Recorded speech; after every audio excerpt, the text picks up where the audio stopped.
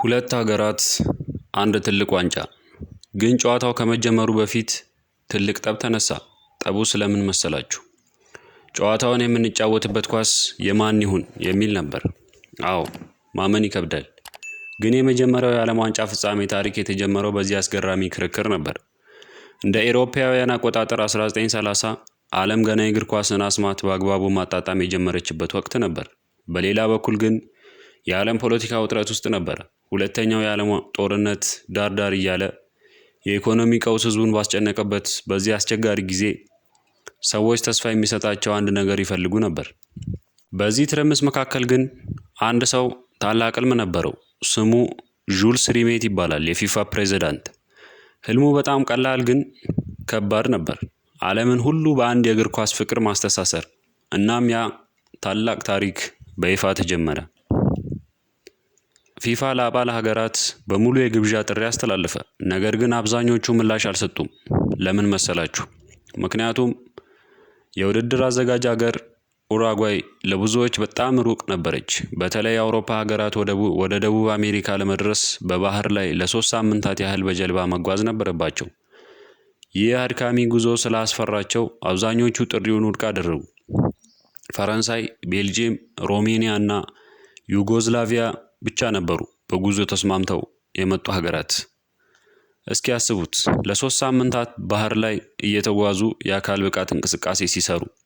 በመጨረሻም በታሪክ ብቸኛው ያለምንም ማጣሪያ ኳሊፊኬሽን የፈለገ ሀገር ሁሉ የመጣበት ውድድር ሆነ። በአጠቃላይ 13 ሀገራት ብቻ ተሳተፉ። 7 ከደቡብ አሜሪካ፣ 4 ከአውሮፓ፣ 2 ደግሞ ከሰሜን አሜሪካ ነበሩ። ሁሉም ጨዋታዎች የተደረጉት በአንድ ከተማ ነበር፣ በኡራጓይ ዋና ከተማ ሞንቴቪዲዮ። በአንድ ከተማ ውስጥ 13 ሀገራት ተሰብስበው ኳስ ሲጫወቱ ታላላቅ ያልተጠበቁ ክስተቶች ተመዘገቡ። የመጀመሪያው አስገራሚ ነገር ማንም ያልጠበቃት አሜሪካ ግማሽ ፍጻሜ መድረስ መቻሏ ነበር። ዛሬ ላይ ይህንን ታሪክ ማንም ባያስታውስም በወቅቱ ግን ትልቅ ጉድ ነበር። ሁለተኛው ደግሞ በዚያ ውድድር ላይ መላው የአፍሪካ አህጉር አልነበረበትም። አፍሪካ ገና የዓለምን እግር ኳስ አልተቀበለችም ነበር። ዛሬ ላይ 9 እና ከዚያ በላይ ሀገራት ከአፍሪካ እንደሚሳተፉ ስናስብ የዘመኑ እግር ኳስ ምን ያህል እንደተቀየረ ያሳየናል። ለፍጻሜው ጨዋታ ግን ሁለቱ ጎረቤታሞች ታላላቅ ተቀናቃኞች ቀጠሮ ያዙ። ኡራጓይ ከአርጀንቲና። ሐምሌ 30 1930 ዓ.ም ታሪካዊ ቀን ደረሰ። ገና ጎህ ሳይቀድ የስቴዲየሙ ደጆች ተከፈቱ።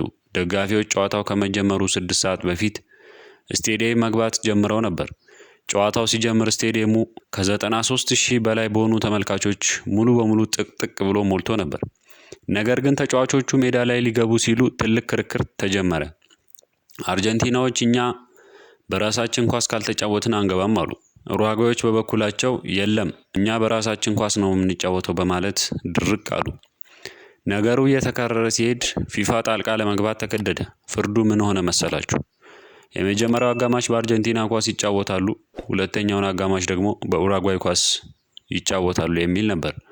በዚህም የተነሳ በታሪክ ሁለት የተለያዩ ኳሶች ጥቅም ላይ ዋሉበት ብቸኛው የዓለም ዋንጫ ፍጻሜ ሆነ። ጨዋታው ተጀመረ። በ12ኛው ደቂቃ ኡራጓይ በፓብሎ ዶራዶ ጎል መሪ ሆነች።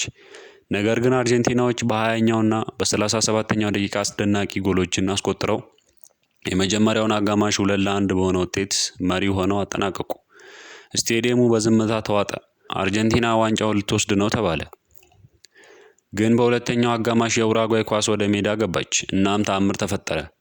በኡራጓይ ኳስ ጨዋታው ሙሉ በሙሉ ተቀየረ። ኡራጓዮች በ57ኛው፣ በ68ኛው እና በ89ኛው ደቂቃ ተከታታይ ጎሎችን በማስቆጠር ውጤቱ ኡራጓይ 4 አርጀንቲና 2 ሆነ። ስቴዲየሙ በደስታ እብደት ተናወጠ። ዓለም ለመጀመሪያ ጊዜ አንድ ሀገር የዓለም ዋንጫን በኩራት ሲያነሳ በዓይኗ አየች።